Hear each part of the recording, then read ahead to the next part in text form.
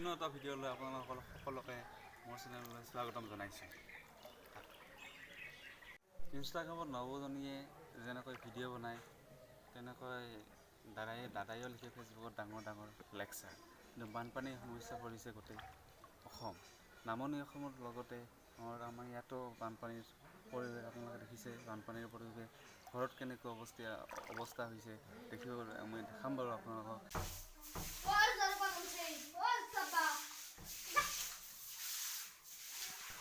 চাওকে পানী পুৰা একদম জাৰুদি চাফা কৰি আছে। বানপানীত কিমান লেতেৰা পানী আছে, একদম পুৰা জাৰুদি চাফা কৰি আছো।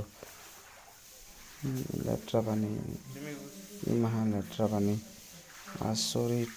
ইমান মানে বেয়া পানী আহিছিল,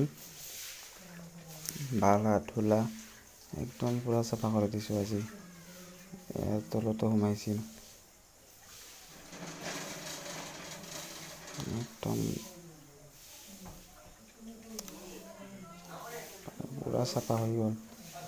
পুৰা চাফা কৰি আছোঁ, সেনেকৈ আৰু উপায়তো নাই। প্ৰত্যেকটা ৰুমতে বালা ধূলা লেতেৰা পানী একদম পুৰা।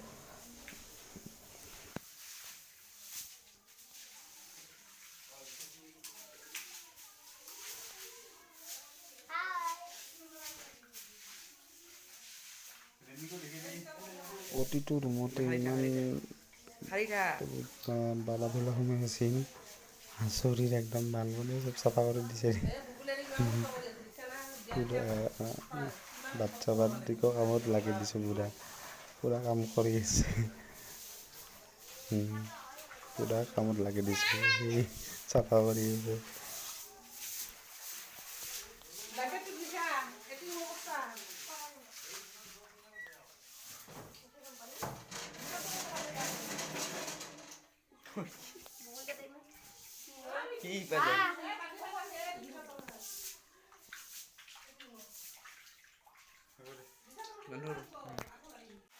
ঝাৰু নাপায়, চেণ্ডেলেৰে কাম চলাই আছোঁ।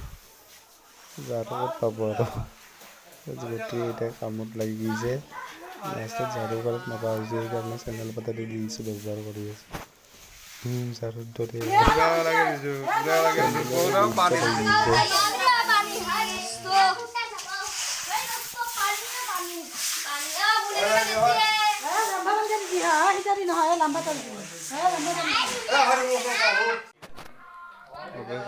চাফা হ'ল দিয়ক। ঝাৰুখন এতিয়াও আছে, পানী আছিল গ'ল, দেখা নাপায়।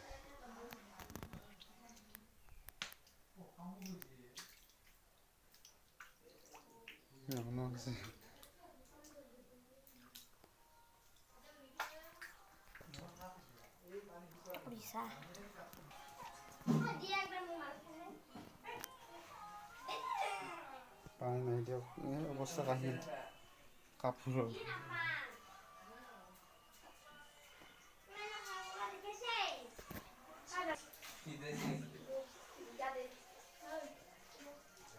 এই চাফা কৰি থাকাৰে যিটো মুখ চুখ দেখাই পচছোঁ, বাপ্পা ভাগ্যতহে বাচিছোঁ দিয়ক, ভাগ্যতে বাচিছোঁ।